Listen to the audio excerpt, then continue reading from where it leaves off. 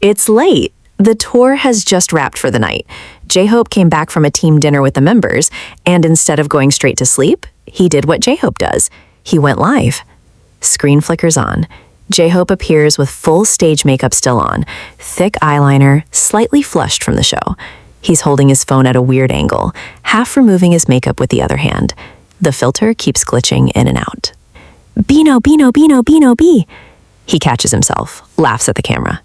You know what? Let me just go live right now, so fast. Oh shoot, how do I fix this? He struggles to prop the phone up, tries a few angles, gives up, and just holds it. Okay. Hi everyone, I don't know. I was on my way back and I just felt like I had to come on. No announcement, no plan. Just a man, a phone, and 38 minutes of pure, unfiltered Hoseok. Chat is already flooding with messages. Army from every time zone, wide awake, screaming into their phones. And J-Hope gets straight to the heart of it. Nothing serious happened. Don't worry. Nothing bad. I was just on my way back. We had dinner together after the show, the whole team. And on the way back, I just felt this overwhelming sense of gratitude, like I couldn't hold it in. I just kept thinking, thank you, thank you, thank you. So I had to come tell you. He pauses, looks directly into the camera. I'm serious. You have no idea how much this means. Coming back out here, doing this, I was just so happy on the way here tonight. And that's the thing about J-Hope. He doesn't perform gratitude. He lives it. Even at 1 a.m. with makeup half off, this is who he is. The tour that changed everything. This wasn't just any tour. For BTS, all 7 of them back together, back on the road, this was a return, a reunion with the world, and J-Hope felt every single bit of it. You have to understand, the 7 of us haven't done a long tour like this in a really long time. A full month plus on the road together, over a month of being in a place, moving around, performing night after night. I was so excited before we left. Like, what's going to happen? How is the tour going to go? What kind of show's going to feel like? I even changed my hair. I was thinking so much about how to show up for you guys, what kind of energy to bring, what kind of look. And honestly, it turned out exactly as great as I hoped, maybe even better than I hoped. He leans closer to the camera, voice softer now. It felt different from all the tours we did before the military, before everything. Something about this one was just more joyful, more free, more fun. A performance only becomes a performance when there are people watching, and every single night, you were all there. Sound checks, stories, and the hair. Throughout the tour, J-Hope had been posting soundcheck clips to his stories, little snippets, behind-the-scenes moments, and when he looked back at all of it together, it hit him. J-Hope, I've been adding the soundcheck clips to my highlights, right? And I was scrolling through them the other day, and wow, we really did all of that. So many cities, so many nights, so many stages. It feels unreal when you see it all laid out like that. And coming back here to this moment, realizing just how much love we've been receiving, and that you missed us and we missed you, and all of that longing finally got to come together, I think that's what made something beautiful, something really special. Someone in the chat compliments his hair. He immediately lights up, reaches up and touches it. Really? Thank you. I think this tour I really had fun with the hair, tried a lot of different things, different styles for different cities. It was fun. Kind of like a different character each night. Even through a phone screen at midnight, this man radiates. Taeyang, pickleball, and a new way to tour. One of the unexpected highlights of this tour, a sport nobody expected, and a friendship that kept everyone sane on the road. J-Hope, I have to talk about Taeyang. He really played a huge role this tour. He hung out with me so much. We spent a lot of time together. He laughs, shakes his head. Hoseok had no one else. But seriously, because of Taehyung, I got to try pickleball, and I'm telling you, I'm hooked. Said, and I think going forward for our tours, if we do activities like that together, different things, not just rehearsal and show and sleep, it makes the whole experience so much richer, more fun, more alive. Army asked, can you teach us how to play pickleball? J-Hope said, honestly, there's nothing to teach. You just go do it. I figured it out in like 30 minutes. Pick up a paddle, hit the ball, done. But once you start actually learning the technique, learning how to play properly, then it gets even better. More competitive, better cardio too. I've been trying to move every day off, keep the body warm, keep the tension in the muscles. Back in the day, I couldn't have imagined doing something like that on a rest day. Rest days were for resting, just sleeping, doing nothing. But things are different now. He gets more animated, leaning forward. And I actually think this is better, because here's the thing. When we're happy, when we're having fun, when our energy is good, that all goes into the show. And when the show is great, you feel it. And when you're happy, that comes back to us. It's a cycle. It's all connected. J-Hope said, "That's not me saying the old way was wrong. The old way had its own beauty too. Those memories are precious. That was just what that time called for. But this feels right for now." 20 shows, including Seoul, over 500,000 people across the tour, and somewhere in between all of it, a pickleball court, 2 best friends, and the sound of laughter echoing off a hotel wall. The Wi-Fi villain arc. Of course, no J-Hope Live would be complete with a little chaos. And tonight, the chaos had a name: the hotel Wi-Fi. Around the midpoint of the live, the connection drops completely. The screen freezes, then reconnects. The filter vanishes. J-Hope appears in full raw HD. He stares at the phone. The filter is gone. Where is the filter? Hold on. It comes back. Chat goes crazy. He sighs with relief. Okay, we're back. Don't worry. I'm still here. It drops again. And again. Each time he patiently reconnects, laughing at himself. Why is this Wi-Fi so rude? Like, genuinely, why? By the 3rd or 4th drop, he starts preemptively saying goodbye, just in case. Okay, listen, if I disappear again, just know that I love you, and I had a great time, and... Oh, okay, good. It's back. I just came on to say thank you to all of you, and this Wi-Fi is actively working against me. My heart hurts a little. Army said, "The Wi-Fi is evil, but we will always wait for you." You're so sweet. Okay, I'm not giving up. I refuse. 38 minutes, multiple connection drops, no filter for half of it, and he stayed the entire time. Because that's just who he is. Watching RM in silence. The night before, RM had also gone live, and J-Hope watched. Not as a coworker, not as a bandmate, but as someone who knew exactly what Namjoon was trying to say, because he'd heard it 100 times in private. J-Hope said, "RM went live yesterday. I watched the whole thing. I didn't comment. I didn't write anything in the chat. I just sat with it, listened to what he was saying." He's been wanting to do that for a long time. Take people through an album, track by track, and just explain his thinking, why he made the choices he made, what he was feeling when he wrote each song. His whole idea was that if fans understood the album more deeply, then coming to the show, hearing those songs live, the emotion would be completely different, deeper.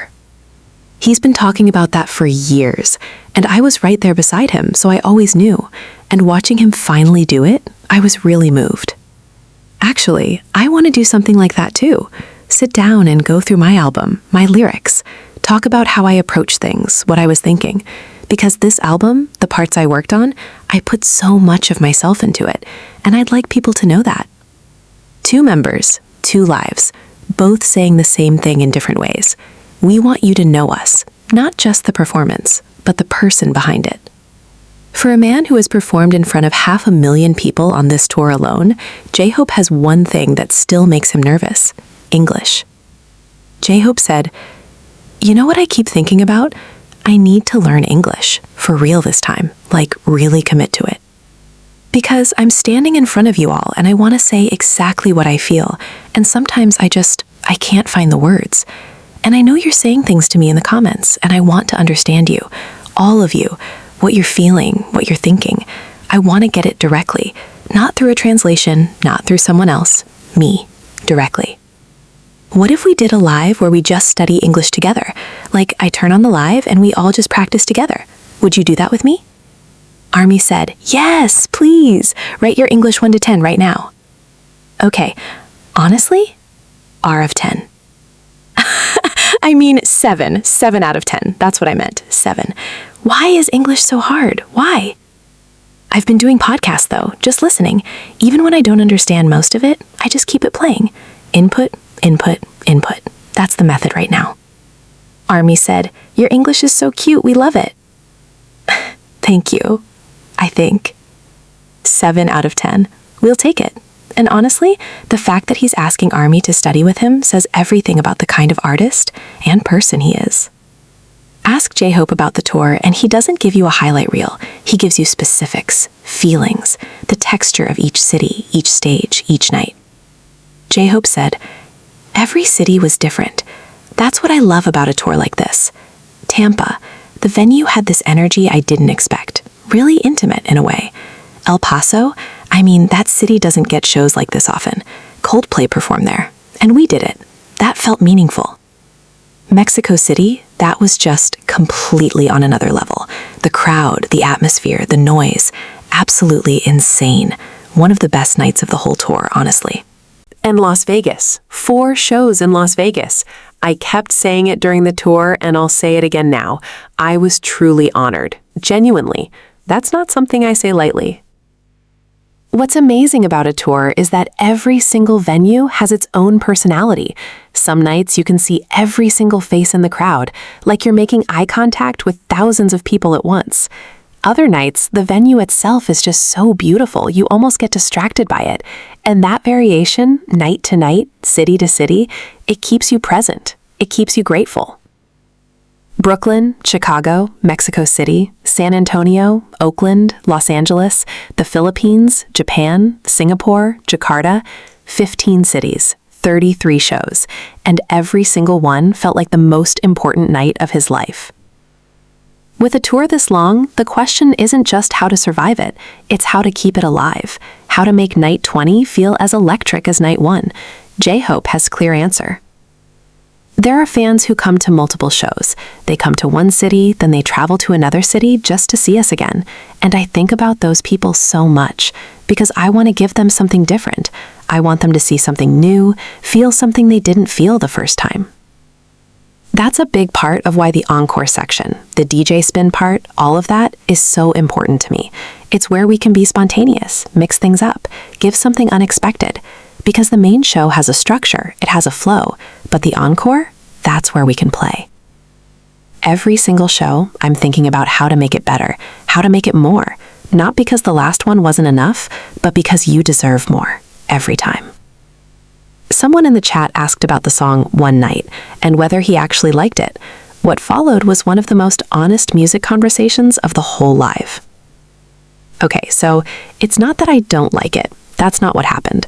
I heard the guide track first, right? Before any of our voices were on it.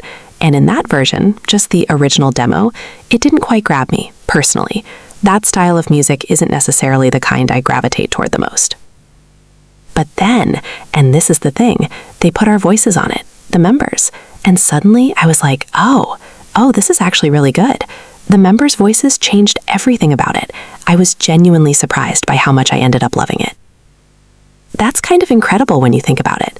The same song, completely transformed just by the people singing it. That's what we do to music. We make it ours. One demo, 7 voices, one completely different song.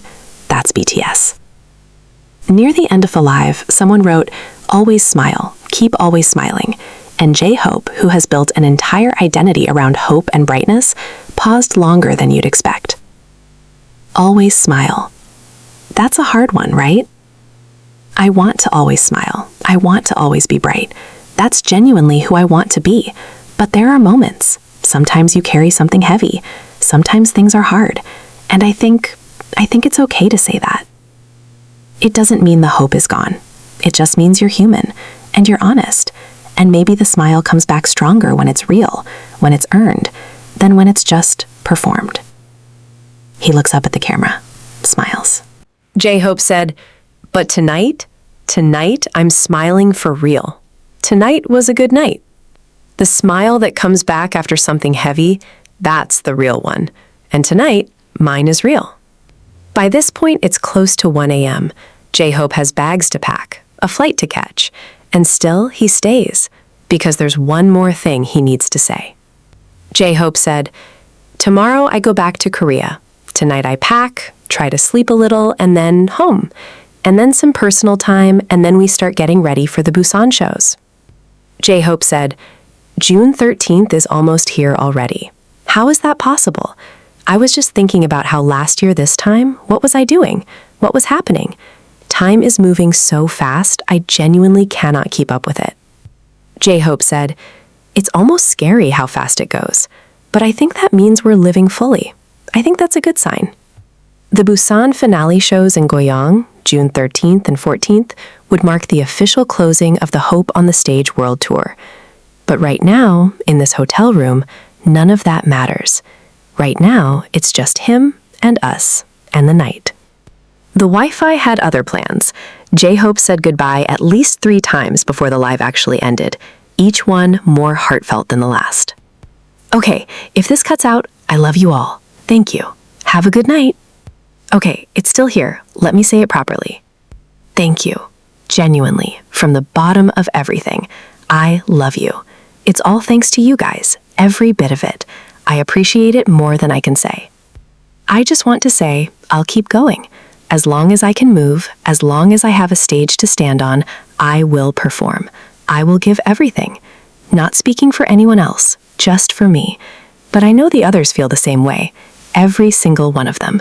They love the stage. They love what we do. That's real. And I'm so grateful for all of you. The fans who came once, the fans who came 5 times, the fans who watched from home. All of you. Thank you. And to the members, wherever you are, whatever you're doing, thank you. You deserve every single bit of the love you receive. All of you. See you in dreams. Good night. Sleep well, everyone. I love you. 38 minutes. No script, no filter for half of it. Just J-Hope, honest and grateful, and completely himself. That's the live.